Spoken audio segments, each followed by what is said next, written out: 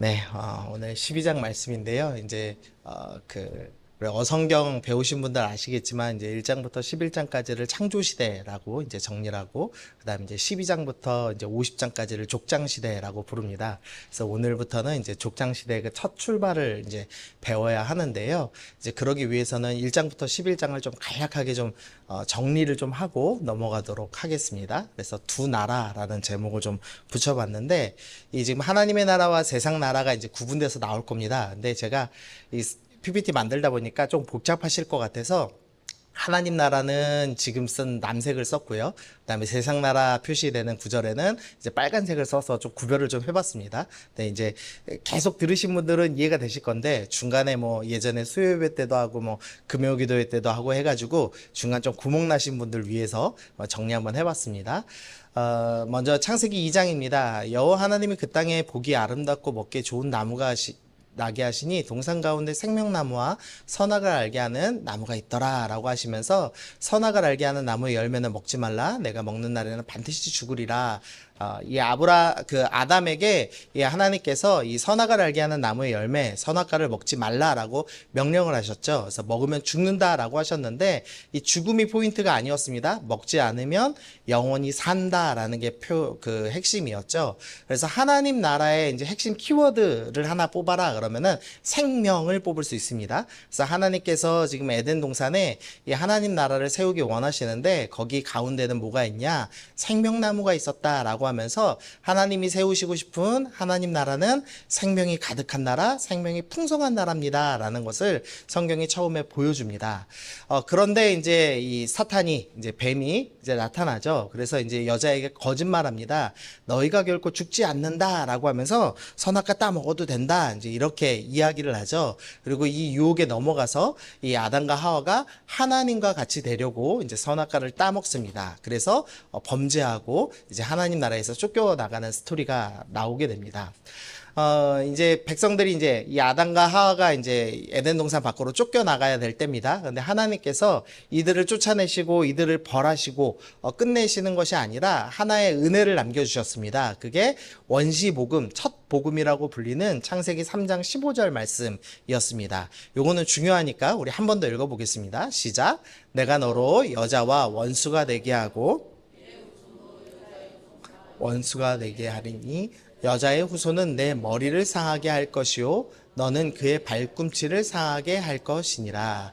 네, 여기서 이제 여자의 후손이 내 머리를 상하게 한다 해서 내는 누구냐? 뱀을 얘기합니다. 이제 사탄을 얘기하죠. 사탄의 머리를 부수고 이제 승리하실 여자의 후손이 오실 것이다라는 예언이 시작됩니다. 그리고 우리가 잘 아시듯이 여자를 통해서 오시는 분 누구시죠?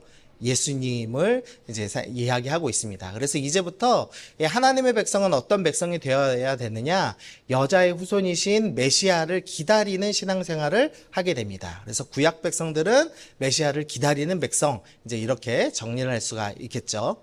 자, 그리고 났는데 이제 바로 이제 창세기 4장에서 아담과 하와의 첫 아들 가인의 이야기가 나옵니다. 가인이 자기 아우 아벨을 어떻게 하죠? 죽입니다. 그냥 보통 문제로 죽인 것도 아니라 예배 문제로 동생을 죽이면서 이 세상 나라의 백성, 하나님의 대적자들의 특징이 하나 나오는데 그게 죽이는 겁니다. 살인하는 것이라는 것이 등장을 합니다. 또 가인이 이제 하나님 앞을 떠납니다. 어디로 향해 가냐? 에덴 동쪽을 향해 가기 시작합니다. 창세기 1장부터 11장에서 악인들은 계속 어느 쪽을 향하냐면 동쪽을 향해 간다라는 말씀을 드렸죠. 근데 에덴 동산은 방향으로 따지면 어느 방향이었죠? 서쪽이었습니다. 그래서 하나님께로 계속 멀어지는 백성들이 바로 세상 나라입니다. 하나님의 대적자입니다. 이런 설명을 하고 있습니다. 또 창세기 4장에 그 가인이 성을 쌓습니다. 그래서 이때부터 하나님을 산성 삼아 사는 사람, 하나님을 의지해서 사는 사람이 아니라 스스로 성 쌓고 사는 사람이 바로 세상 나라입니다. 이제 이렇게 정리를 할 수 있습니다. 그래서 세상 나라는 살인하는 사람들, 하나님께 멀어지는 사람들, 성 쌓는 사람들입니다. 이제 이런 특징을 처음에 보여줬습니다. 그러면서 이 가인에서부터 쭉 가서 이제 7번째에 라멕이라는 사람이 등장하는데 이 사람 때에 이 악인들의 특징이 더 강력해진다는 것을 보여줍니다. 먼저는 라멕의 아내들이라는 표현을 쓰죠. 그래서 두 아내를 얻었다는 것은 음욕이 강화됐다는 것이고 또 남자가 부족해서 여자들이 한 남자에게 결혼했다는 것이니 이 살인이 강화됐다라는 것을 드러내는 의미였다라는 설명을 드렸습니다. 그러면서 이 라멕이라는 사람이 무슨 얘기를 하냐? 나의 상함으로 말미암아 소년을 죽였다라고 합니다. 자신이 상처받으니까 남을 죽이는 살인이 만연한 사회가 되었다라는 것을 드러내는 구절이었습니다. 그러면서 이 라멕의 세 아들들이 나오는데요. 아다는 야발을 낳았으니 야발은 그는 장막에 거주하며 가축 치는 자의 조상이 되었다. 이 가축을 치면 당시에 홍수 이전에는 고기를 안 먹었습니다. 그러면 가축을 통해서 뭘 얻게 되죠?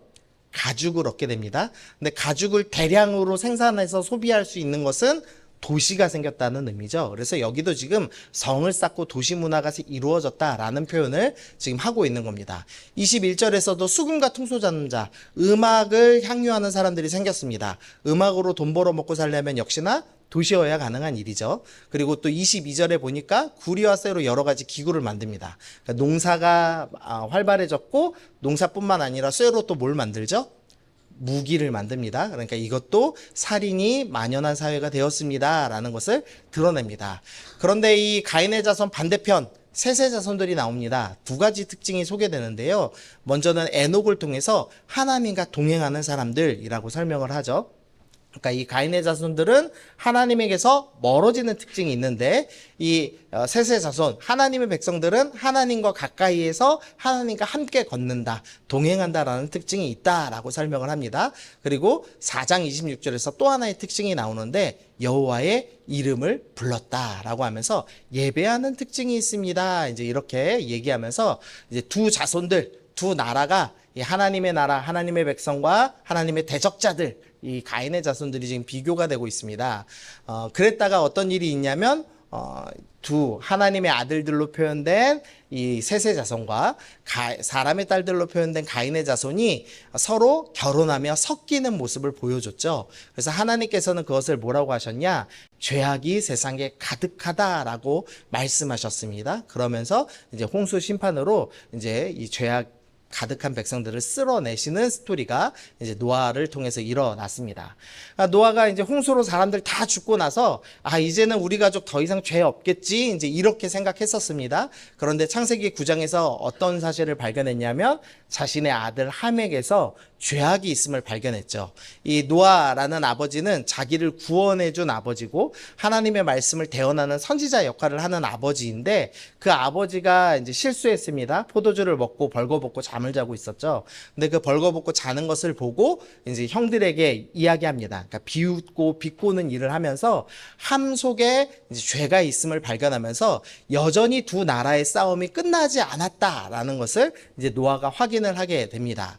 그래서 노아가 이제 9장 26절에서 셈의 하나님 여호와를 찬송하는 장면이 나왔습니다. 그러니까 셈을 칭찬하는 것이 아니라 내 하체를 가려준 셈과 야벳을 칭찬하는 것이 아니라 셈의 하나님 여호와를 찬송하면서 여자의 후손을 보내신다고 약속했는데 그래야지만 죄의 문제가 해결되고 사탄의 머리를 부술 수 있다 말씀하셨는데 맞구나. 내가 아무리 홍수로 죄인들이 다 죽었다 생각하고 내 가족을 아무리 의롭게 지키려고 했지만 소용이 없구나. 죄의 문제는 내 힘으로 해결할 수 없구나. 오직 하나님께서 해결해 주시는구나 라는 것을 깨닫고 셈을 통해서 여자의 후손을 보내주실 메시아를 보내주실 하나님을 찬송하는 것으로 노아의 인생을 마무리 지었었습니다. 자, 여기까지 다 기억나시죠? 이제 그리고 나서 이제 10장에서 다시 이제 니무롯이라는 사람이 등장했습니다. 우리가 지지난주에 살펴봤는데 여호와 앞에서 니무롯은 용감한 사냥꾼이었습니다.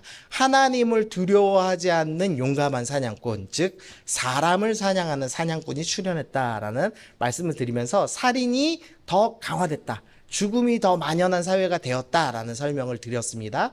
그리고 그 니무롯이 나라를 세우는데 대표적으로는 신할 땅의 바벨이라는 도시를 세웠고 또 아수르의 수도였던 니느웨 그 옆에 있는 르호보딜과 갈라마 이런 여러 가지 이제 도시들을 세우면서 여전히 하나님을 의지하지 아니하고 자기 힘으로 성 쌓는 사람들의 특징을 보여줍니다.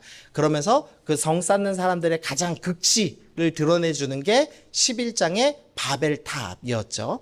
근데 그 바벨탑은 단순히 성이 아니라 전투 요새였다라는 말씀을 드렸습니다. 그래서 하나님께 완전히 대항하려는 무리들, 그것이 이제 바벨탑으로 설명이 되었습니다. 근데 이 바벨탑을 쌓은 사람들이 원하는 목적이 하나 있었는데, 우리 이름을 내고 자기의 스스로 이름을 내려는 교만한 자들이라는 특징이 있었습니다.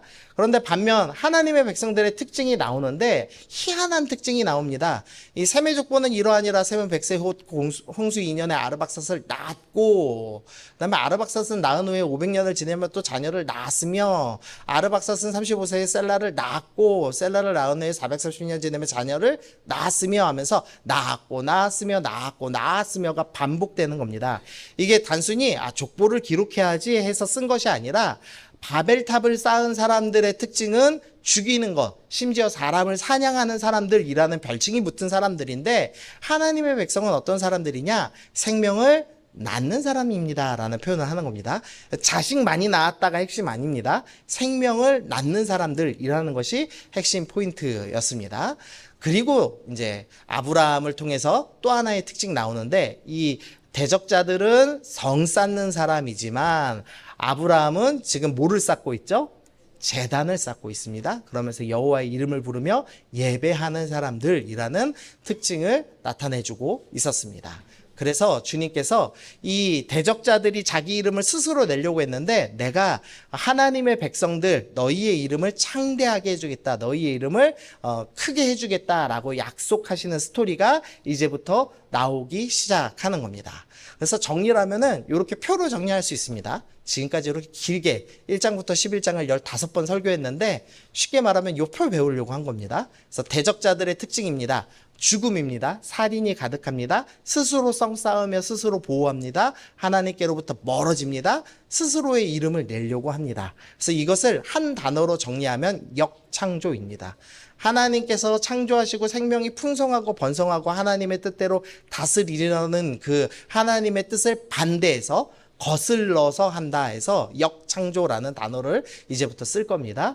근데 반면에 하나님의 백성들은 낳고라고 표현이 돼 있는데, 생명을 낳는 사람들입니다. 또 성 쌓는 사람들이 아니라 제단을 쌓으며 예배드리는 사람들입니다. 하나님과 동행하는 사람들입니다. 그래서 하나님께서 그 이름을 창대케 해주시는 사람들입니다 라고 해서 창조의 사람들이라고 이제 우리가 표현을 할 겁니다. 이 두 세력이 지금 이제 대결하기 시작한 겁니다. 이해되시죠? 이제 1장부터 11장 전체가 지금 정리가 된 겁니다.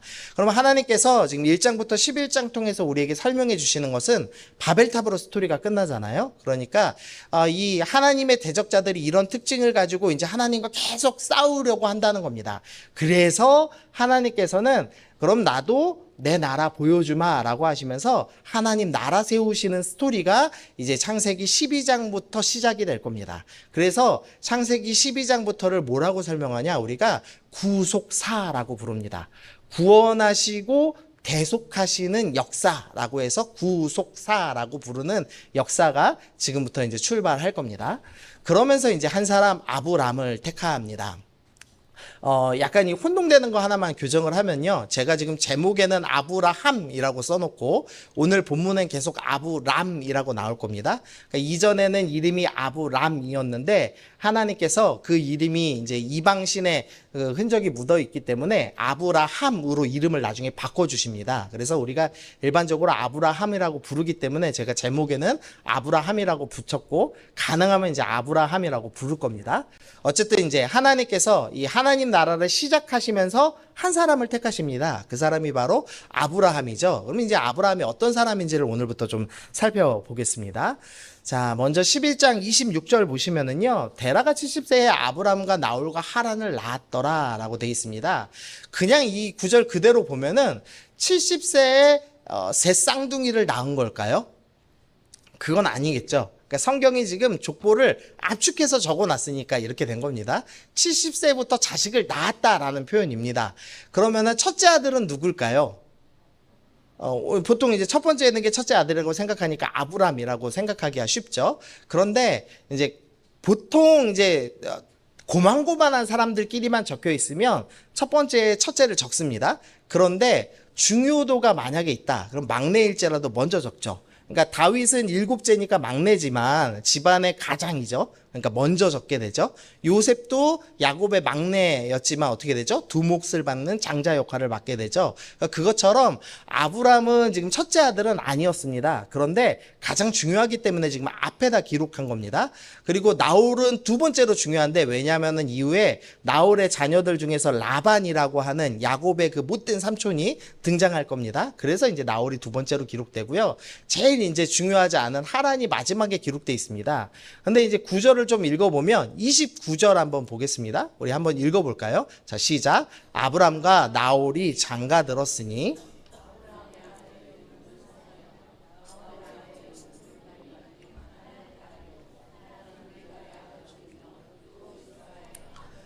네, 지금 아브람과 나홀이 장가 들었는데 그 중에 나홀이라는 이 아들이 누구에게 장가를 들었냐면 하란의 딸, 그러니까 자기 형제의 딸과 결혼을 했다라고 기록되어 있습니다.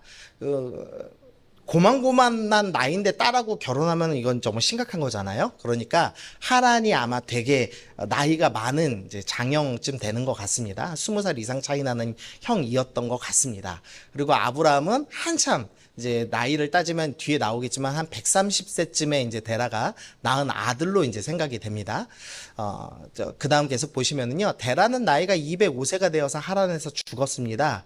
그리고 이제 12장 4절에서 아브라함이 하란을 떠날 때 아버지가 죽고 떠났다라고 이제 사도행전 7장에 기록되어 있는데, 그때 나이가 75세입니다. 그러니까 데라가 130세쯤에 아브라함을 낳은 것으로 이제 생각하시면 맞겠습니다.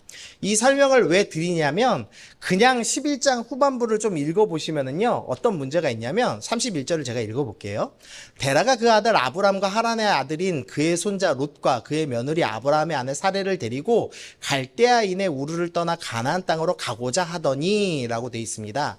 여기서 누가 떠난 걸로 되어 있나요?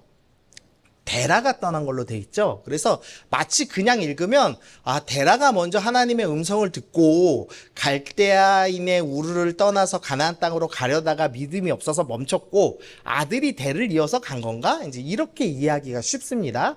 그러나 이제 사도행전 7장에서 스데반 집사님이 명확히 설명해 주는데, 여러분 부형들이여 들으소서, 우리 조상 아브라함이 하란에 있기 전, 그러니까 갈대아 우르에 있을 때죠. 메소포타미아에 있을 때에 영광의 하나님이 그에게 보였습니다 라고 하면서 아브라함이 사명 받았다라고 이제 분명히 설명을 합니다. 그러니까 아브라함이 사명을 받았습니다. 그리고 거꾸로 아버지 데라한테 내가 이런 신에게, 우리가 섬기던 신이 아니라 새로운 신, 하나님께 내가 이 소명을 받았습니다라고 말씀을 드리고 아버지가 동의해서 지금 이동한 것으로 이해하는 게 더 맞습니다. 그래서 데라가 사명자야 이제 이렇게 생각하지 마시고, 아브라함이 아버지까지 다 모시고 지금 믿음의 여정을 출발했구나, 이제 이렇게 이해를 하시면 되겠습니다. 자, 그래서 이제 먼 여정을 갑니다. 이제 이쪽 갈대아 우르에서부터 출발할 건데요. 바로 이렇게 가로질러 가지고 요 가나안 땅으로 가면 참 좋을 텐데, 저 가운데는 사막 지역입니다. 그래가지고 일반적으로 이제 가족을 데리고 넘어가는 건 불가능합니다. 그래서 이제 할 수 없이 강을 따라가지고 쭉 올라가는 긴 여정을 갑니다. 그래서 갈대아 우르에서 출발해서 이제 하란까지 먼저 도착을 하는데요. 이 노년의 아버지를 모시고 무려 960km의 길을 갔습니다. 이 960km도 사실은 직선 거리로 계산했을 때 960km고요. 실제로는 1000km가 그럼 넘었을 겁니다. 그러니까 긴 거리를 이동해서 이제 하란에 도착한 거죠. 그리고 하란에서 다시 이제 가나안 땅, 이제 오늘 목적지인 세겜에 도착할 때까지는 650km나 되는 먼 여정을 지금 아브라함이 이동을 하게 될 것입니다. 자, 그러면서 이제 하나님께서 드디어 말씀을 하시는데요. 우리 12장 2절 말씀은 중요하니까 같이 읽어보겠습니다. 자, 시작.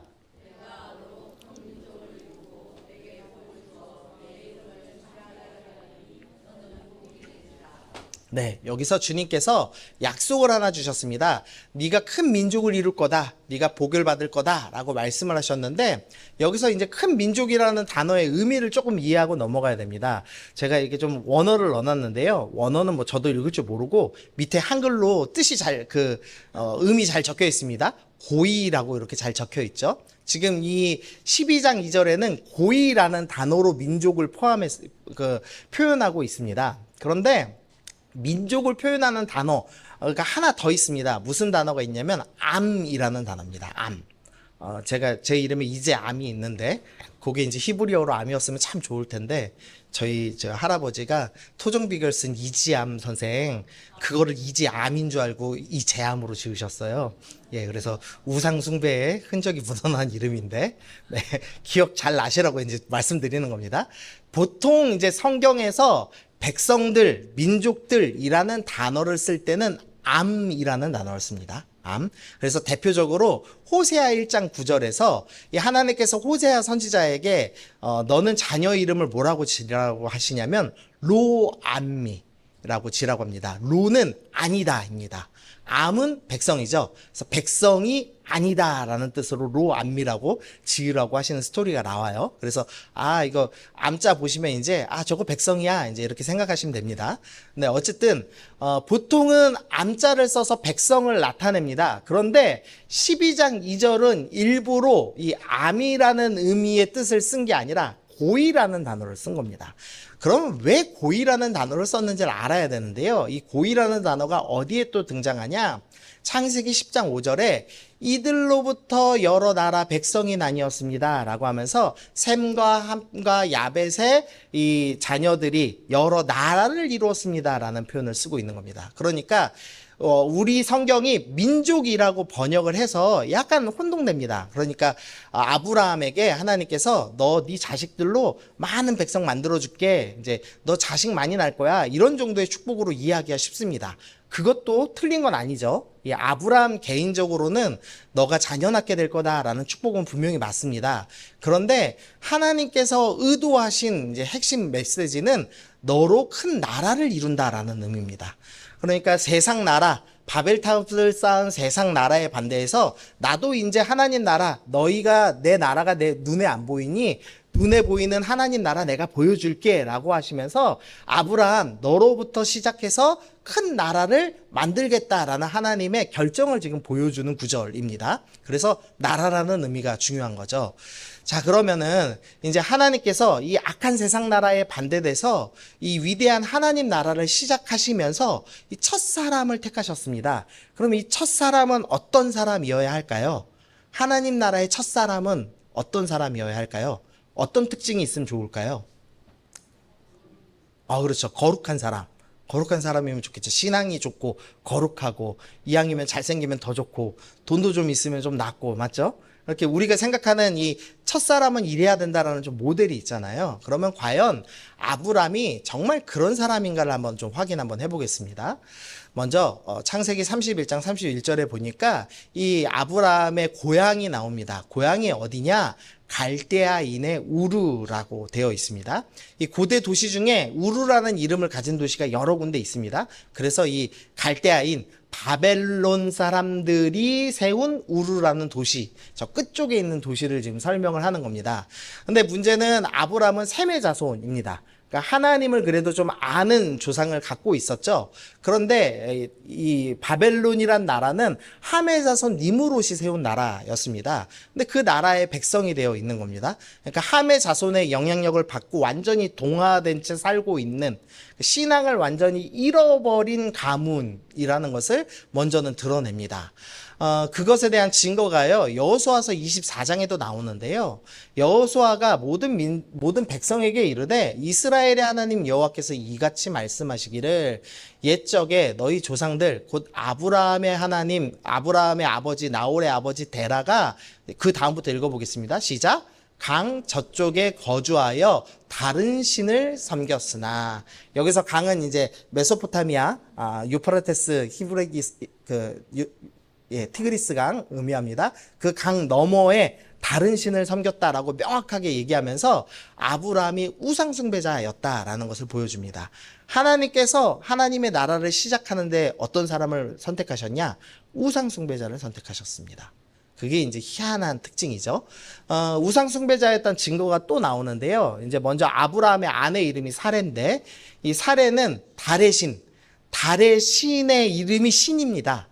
그래서 헷갈려요. 그래서 제가 영어로 SIN이라고 적어놨어요. 이 달의 신의 아내의 이름이 사라투인데 그 이름에서 딴 게 사레고요. 그 다음에 아까 그 나홀이 이 하란의 딸 밀가랑 결혼하죠. 밀가도 달의 신의 딸 이름 말카토에서 딴 뜻입니다. 그러니까 이 가족들 이름 자체가 다 우상숭배 흔적이 묻어 있는 이름이 이제 사용되었습니다. 그러니까 이 아브라함의 가족은 철저하게 달의 신을 섬기는 우상숭배자였던 가문 사람이었다는 것을 보여주고 있습니다.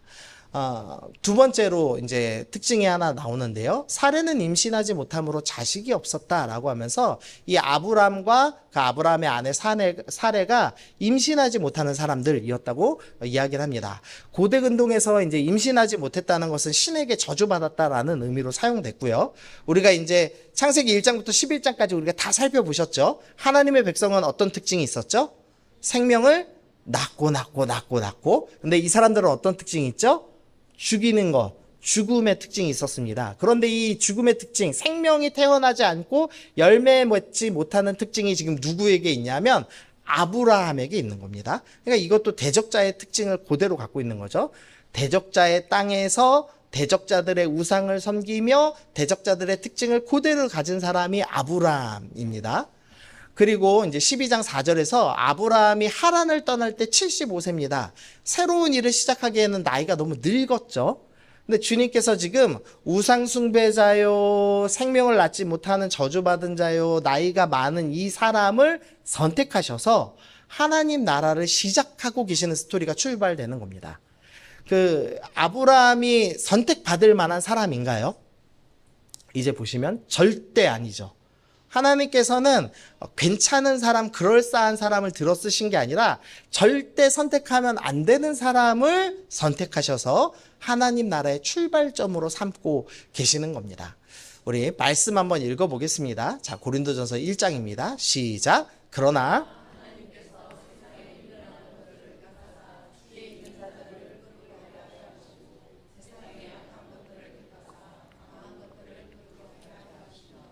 하나님께서 세상의 천한 것들과 멸시받는 것들과 없는 것들을 택하사 있는 것들을 패하려 하나니 이는 아무 육체도 하나님 앞에서 자랑하지 못하게 하려 하심이라. 하나님의 특징입니다. 하나님께서는 세상에 미련하고 약하고 부끄러운 것들, 멸시받고 없는 것들을 택하셔서 하나님 나라를 세우시는 분입니다. 왜 그렇게 하시죠? 우리가 자랑하지 못하도록. 다 누가 하셨다? 하나님이 하셨다라는 것을 우리에게 알려주시기 위해서 연약한 자들을 들어 쓰시는 분입니다. 그래서 지금까지 중간 정리를 한번 하면 세상 대적자들은 전투 요새 탑을 세우고 제국을 만들고 대항하는데 하나님은 가장 소망 없는 자, 나이가 많고 우상숭배자이고 세상에선 저주받았다 손가락질 받는 이 아브라함을 택해서 하나님 나라를 시작하십니다. 하나님은 우리의 연약함을 뛰어넘어서 일하시는 분이라는 것을 드러냅니다. 그러면 여기서 그럼에도 불구하고 나는 하나님이 나를 통해서 하나님 나라를 확장시키지 못할 거예요 라고 하실 수 있는 분 있나요, 없나요? 그럼에도 불구하고 난 안 돼요 라고 하실 수가 있나요, 없나요? 없는 겁니다. 그럼에도 불구하고 나는 안 돼요 라고 하면은 나는 너무 무능력해서 하나님의 능력으로도 해결되지 않을 만큼, 그러니까 하나님은 능력이 없어서 나 같은 건 못 일으켜 세우실 거예요 라고 얘기하면서 하나님을 비하하는 발언이 됩니다. 심각한 범죄죠. 맞죠? 자, 여러분들을 통해서 하나님께서 하나님 나라 확장시킬 수 있습니다. 아멘? 아멘? 네, 정말 하실 겁니다. 여러분이 지금 믿음 없으실 수 있습니다. 아직 여기 다 75세 안 되셨죠? 예, 75세 이전이니까 여러분을 통해서 주님께서 나라를 이루실 수 있습니다. 아멘. 예, 그렇게 믿음을 갖고 하나님 의지해서 전진하시면 좋겠습니다. 자, 근데 그러기 위해서 해야 될 일이 하나 있습니다. 뭐냐면 떠나는 겁니다. 우리 1절 다시 한번 읽어보겠습니다. 시작.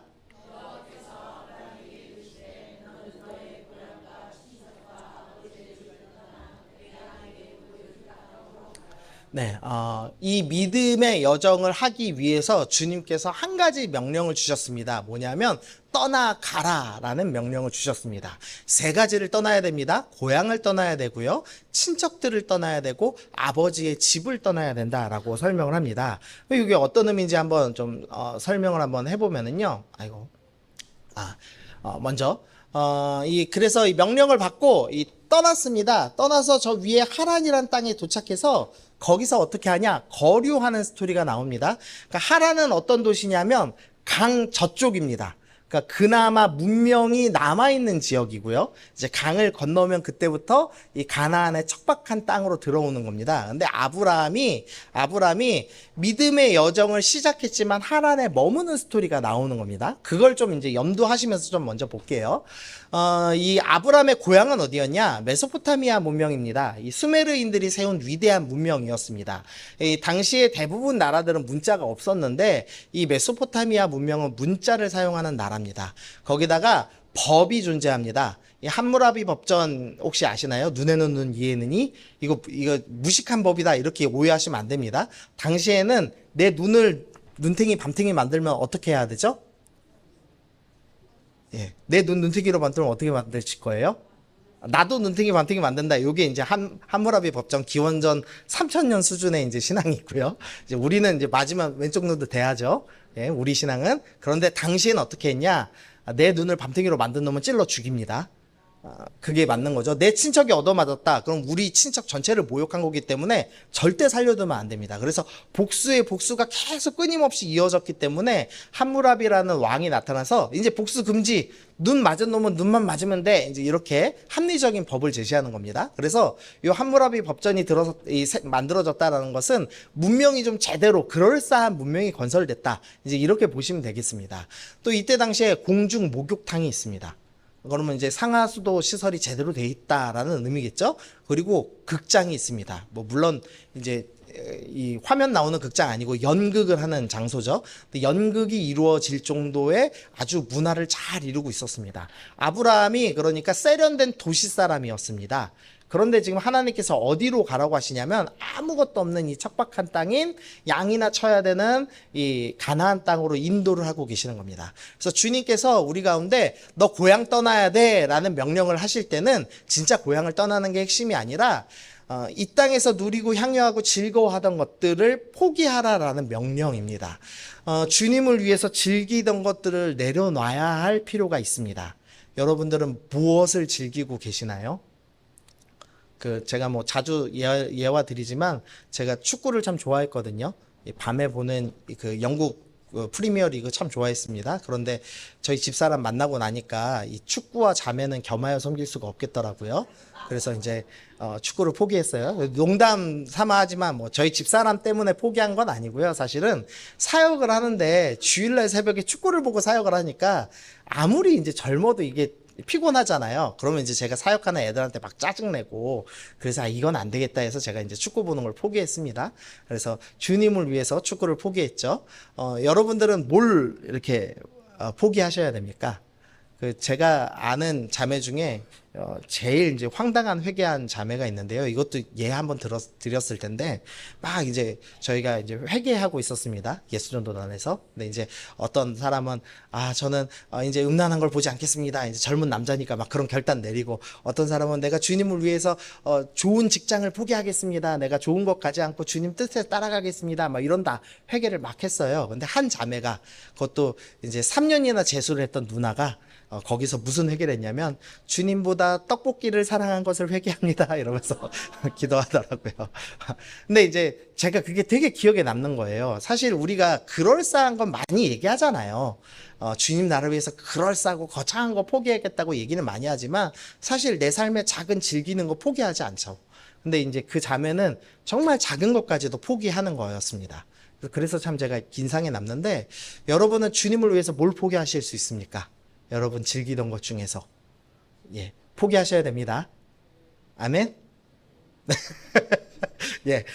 참 정직하게도 아멘 소리가 작아지시네요. 네, 찔려서 그러신 거로 믿습니다.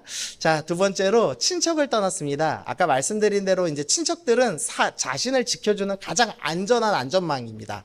그러니까 이 이스라엘 사회에서도 만약에 이제 제가 도박 빚져 갖고 제 땅을 다 팔면 어떻게 해야 되죠?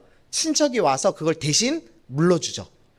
대신 그 땅을 사주죠. 그래서 서로가 경제적으로 또 육체적인 안전을 보호해주는 가장 좋은 보호망이었습니다. 근데 하나님께서 너는 사람으로 보호받는 사람 아니야. 넌 사람 의지하지 말고 친척들을 떠나서 하나님만 의지하는 사람이 되라라고 하시면서 친척을 떠나라라고 말씀하셨습니다.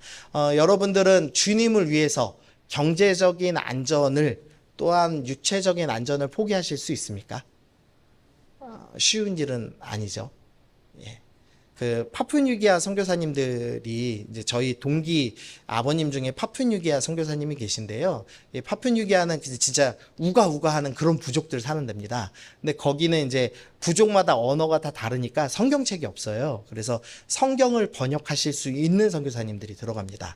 근데 여러분들이 이제 뭐 예를 들면 저나 목사님이 대단해 보이실지 모르지만 저희는 성경 번역할 수준은 안 되거든요. 성경 번역은 정말 언어를 탁월하게 아시는 분들만 가능해요. 그러니까 신학자 되실 수 있는 수준의 선교사님들이 들어가는 데가 파푸뉴기아입니다. 근데 거기 들어가시는데 이 사모님이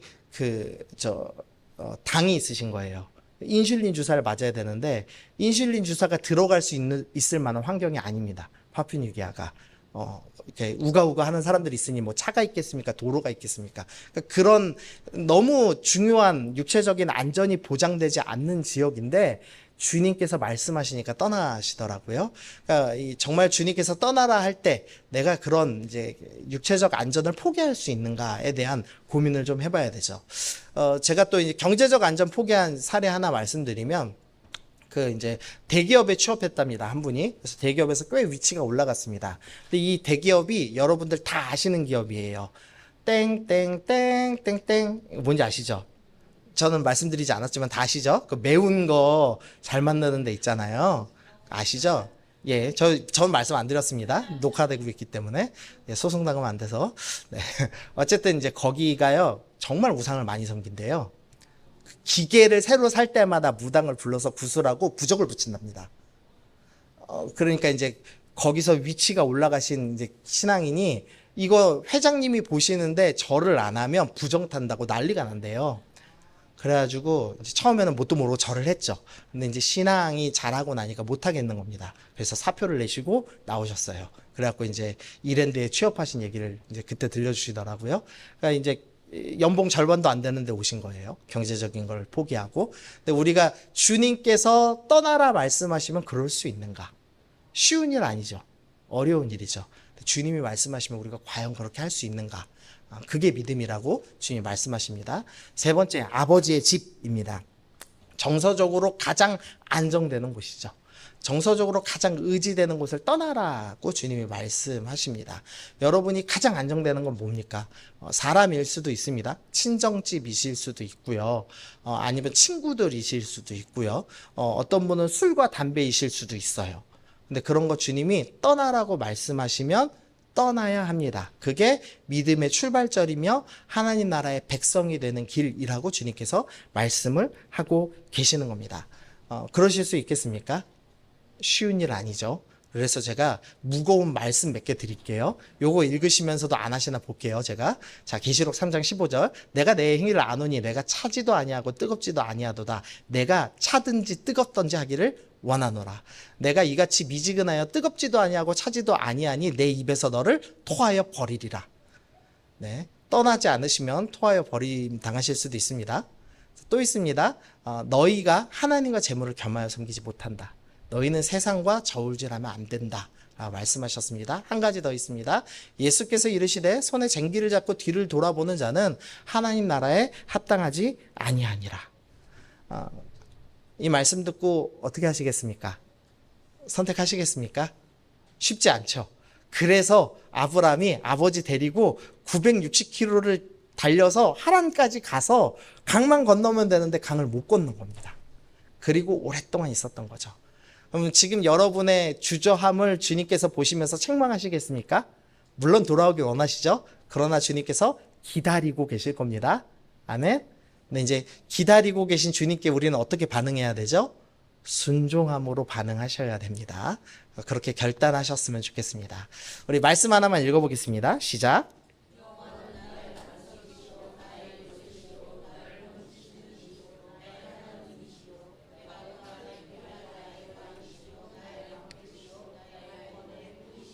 나의 산성이시로다. 주님께서 우리를 지켜주시는 산성 되십니다. 고향과 친척과 아비집이 우리를 지켜주지 않고요. 하나님이 우리를 지키십니다. 그 믿음이 설 때 우리가 믿음으로 떠날 수가 있을 겁니다. 떠나는 자한테 주어지는 축복 한 가지만 보고 딱 마치겠습니다. 이제 아브라함이 드디어 이제 아버지까지 죽고 나서 결정했습니다. 그래서 강을 넘었습니다. 그래서 가나안 땅에 도착했습니다. 그래서 12장 6절에서 아브라함이 그 땅을 지나 세겜 땅 모래 상수리 나무에 이르니 그때 가나안 사람들이 그 땅에 거주하였더라. 여호와께서 아브라함에게 나타나 이르시되 내가 이 땅을 내 자손에게 주리라 하신지라. 자기에게 나타나신 여호와께 그가 그곳에 제단을 쌓고 거기서 베델 동쪽 산으로 옮겨 장막을 치니 서쪽은 베델이요 동쪽은 아이라. 그가 그곳에서 여호와께 제단을 쌓고 여호와 이름을 부르더라.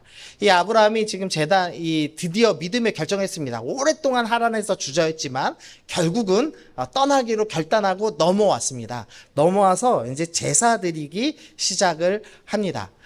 이 제사 사실 초라했을 겁니다. 아브라함이 뭐 얼마나 많은 사람들 데리고 와서 드렸겠습니까? 그리고 주변 사람들이 이 다른 신을 섬기는 자기를 보면 죽일지도 모른다는 불안과 염려 속에서 아마 제사를 드렸을 겁니다. 그런데 이후에 이제 100년 후죠. 이스라엘이 가나안을 정복합니다. 여호수아서 8장 보시면 이에 여호수아가 아이를 불사릅니다. 아까 아브라함이 어디에서 제사를 드렸냐면 베델과 아이 사이에서 제사를 드렸죠. 그 지역에 이제 정복당하죠. 그리고 나서 무슨 일을 하냐? 30절. 그때 여호수아가 이스라엘의 하나님 여호와를 위하여 에발산에 제단을 쌓으라고 하십니다. 이것은 여호와의 종 모세가 이스라엘 자손에게 명령한 것입니다. 모세가 이스라엘 자손에게 너희 가나안 땅 정복하면 제일 먼저 뭘 해야 되냐? 에발산에 가서 제단 쌓아라라고 말씀하셨습니다. 이 에발산이 어디냐? 세겜에 있는 산입니다. 그러니까 주님께서 야 아브라함 네가 지금 이 세겜에서 처음 초라한 제단을 쌓았고 또 베델에서 아주 초라한 제단을 쌓았지 그거 별것도 아니고 아무것도 아니고 세상에서 볼 때는 형편없어 보일지 모르겠다. 그런데 나는 이거 잊지 않아.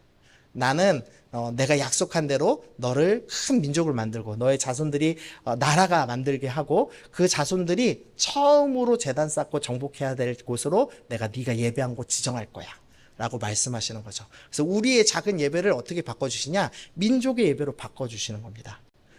여러분들이 두려워서 하란 땅을 못 넘고 계시는 분 있을 겁니다. 떠나라는 명령에 순종해서 시작은 했습니다. 믿음 생활은 시작했습니다. 그러나 아직 완전히 강에 못 넘으신 분들 있을 겁니다.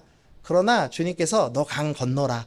초라해 보일지 몰라도 예배를 시작해라. 그럼 어떻게 하냐? 그 예배를 시작점으로 삼아서 놀라운 역사를 이루겠다. 내가 너희 가정 가운데 너희의 믿음의 공동체 가운데 놀라운 믿음의 열매를 맺게 하겠다라고 주님이 오늘 우리 가운데 말씀해주고 계십니다.